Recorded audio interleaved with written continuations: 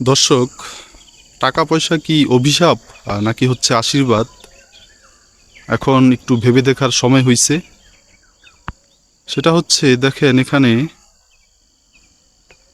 এই একটা দালান উঠতেছে, তার পার্শ্ববর্তী এখানে আরেকটা দালান। মূল বিষয় হচ্ছে এগুলো ফসলি জমিন। এটা আমারই পার্শ্ববর্তী এলাকা, আমার বাসার খুবই কাছে, গ্রামের বাড়িতে। দর্শক, আমার যে কারণ হচ্ছে ভিডিওটা করা, যেহেতু এটা আমার গ্রামের খুবই কাছে, আমার পার্শ্ববর্তী গ্রাম। এই দিকটাতে হচ্ছে ছোটোবেলা থেকে দেখে আসছি হচ্ছে প্রচণ্ড রকম হচ্ছে আবাদি জমিন। তারা হচ্ছে কোনো জমিন খালি রেখে দেয় না, প্রচুর পরিমাণ আবাদ হয়। এখানে দেখেন হচ্ছে মুন্সিগঞ্জে সেই বিখ্যাত আলু চাষ করা হয়েছে।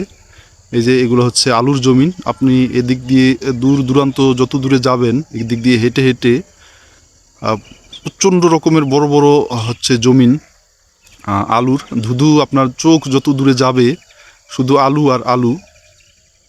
তো সেই সকল আবাদি জমিনগুলো দর্শক, আস্তে আস্তে হচ্ছে এভাবে আমরা দালান উঠিয়ে ফেলতেছি। বড় বড় দালান উঠে যাচ্ছে এই সকল আবাদি জমিতে। তো এতে করে কি হচ্ছে, আস্তে আস্তে কি আমরা কি ধ্বংসের দিকে যাচ্ছি আমাদের, নাকি আমরা আস্তে আস্তে উন্নতির শিখরে যাচ্ছি? এই যে আস্তে আস্তে আমরা যে আমাদের আবাদি জমিনগুলা বসত ভিটা হিসাবে ব্যবহার হয়ে যাচ্ছে, আস্তে আস্তে আমরা দালান, বড় বড় দালান উঠে ফেলতেছি। বাংলাদেশের জনসংখ্যা দিন দিন বেড়ে যাচ্ছে, আর এরকমভাবে হচ্ছে আবাদি জমির সংখ্যা দিন দিন কমে যাচ্ছে।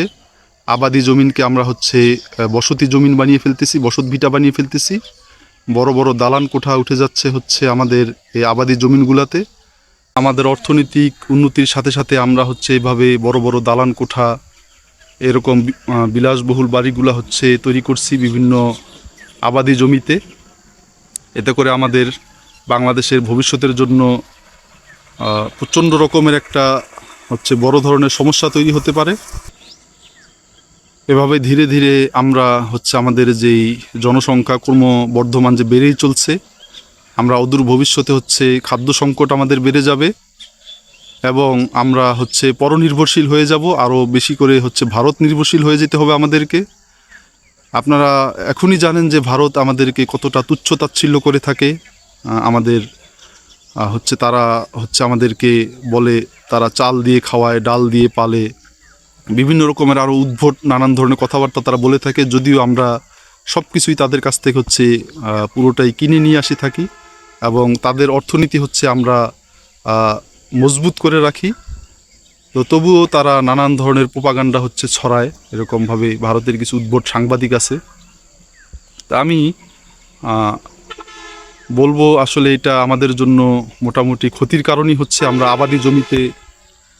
আবাদি জমিতে হচ্ছে এভাবে দালান কোঠা নির্মাণ না করি যথাসম্ভব।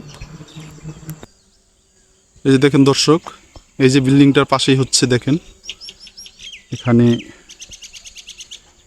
শীতকালীন লাউ চাষ করা হয়েছে। আমি দেখছি ছোটোবেলাতে এখানে প্রচুর পরিমাণ শাকসবজি হয়। তো আমি যেহেতু দীর্ঘদিন যাবৎ প্রবাসে, এই দিকটাতে খুব কম আসা হয়তো।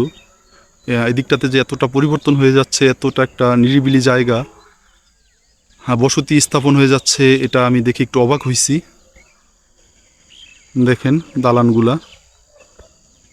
তো এইভাবে দর্শক হচ্ছে ধীরে ধীরে আমাদের আবাদি জমিনগুলো হচ্ছে কমে যাচ্ছে। এটা আমাদের জন্য মোটেও শুভ নয়, এটা আমাদের জন্য একেবারে অশুভ লক্ষণ। বাংলাদেশের জন্য, বাংলাদেশিদের জন্য এটা আমি বলবো একেবারে একটা অশুভ ব্যাপার।